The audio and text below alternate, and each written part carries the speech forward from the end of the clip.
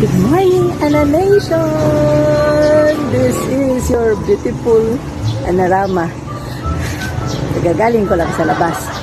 Pinuntahan ko kasi yung kumare kong isa. Okay, doon. Siguro mga 4 houses away from here. Okay. Kasi may kukunin sana ako sa kanya ng hiram kasi sa akin nung paborito kong sandok. Pero that's another story. Okay.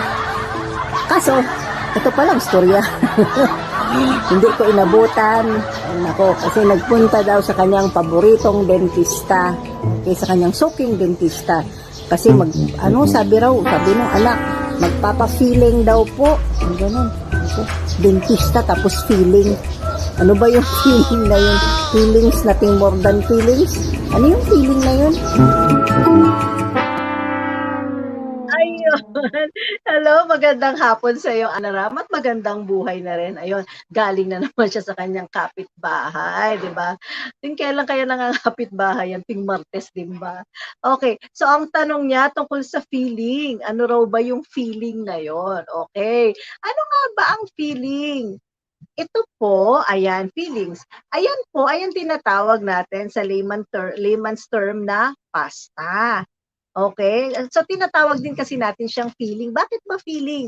Kasi, kumbaga, yung maitim na bahagi ng ngipin natin, yung mga nasira na, katulad ng nakita nyo kanina, di ba?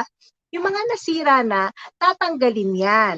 Okay? Tatanggalin, tapos lilinisin siya, okay? Remove the decay, then we're going to clean the area, di ba talagang lilinisin natin yun ng maayos, and then we will replace, okay, the missing tooth with filling material. Okay, yung mga tinatanggal naman na bahagi ng ngipin na yun, ayun yung mga sirana at saka yung mga malalambot na posible pang mag-cause para lumalim yung sira. So papalitan natin siya ng specific filling material na naaayon doon sa pangangailangan ng ngipin na pinastahan.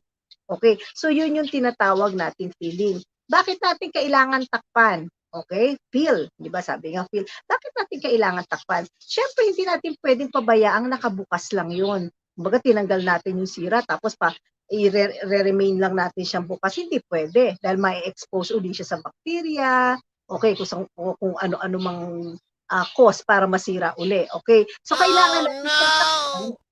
Oh no, yes. Oh yes, di ba? Kailangan natin siyang takpan para ma-prevent further decay. Okay? So it will serve as a protection ngayon sa ngipin mong dating nasira. But wait, there's more ha.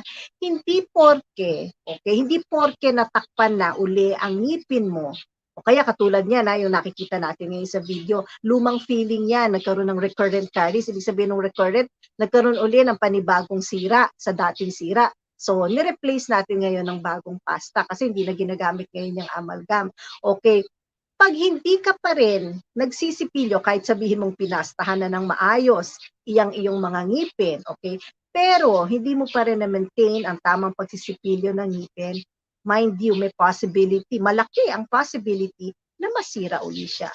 Okay? Masyadong maliliit ang ating mga bakterya. Yung mga kayang-kaya niyang manuot diyan.